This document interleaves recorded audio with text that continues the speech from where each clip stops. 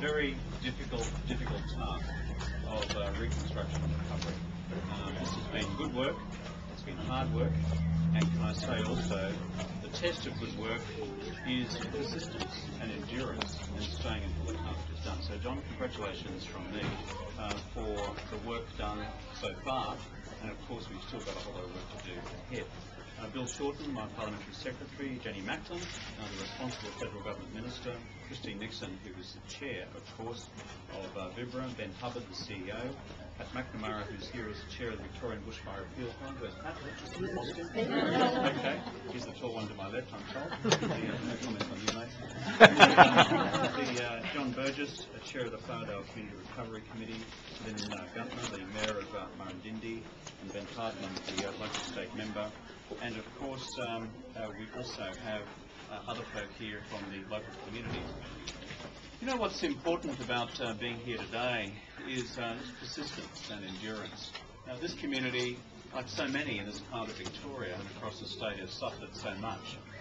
But you know, the test of this community and the test of mums and dads and families and kids and grandkids has been that they've stuck at the really hard task of rebuilding.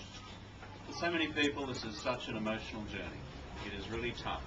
For many, it's been gut-wrenching. The loss of family, loss of friends, the loss of loved ones, and then the very difficult task of rebuilding.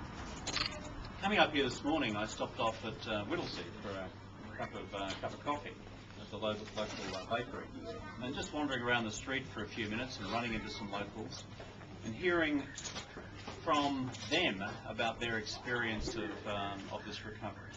I ran into a bloke called Michael, who told me that he'd moved into his rebuilt house yesterday here in Flowerdale, and he was delighted at what had happened. I also ran into others who said there are still processes to go through and there are still problems to be dealt with, and that's true too. So with every success and every conclusion, we've still got other problems to overcome. But you know something? That's life. It's always a difficult and uneven process, but I congratulate so much those associated with the authority for the excellent work which has been done. We, the Australian Government, have been proud partners with the Victorian Government in this difficult task of rebuilding. So far as the Australian Government, we've invested some $400 million in one form of reconstruction or recovery effort after another. But we're here today, of course, to go to the next stage, which is to launch this document, Rebuilding Together, a statewide plan for bushfire reconstruction and recovery. As part of this plan, this one here, which Christine appropriately thrust in my direction, this one here,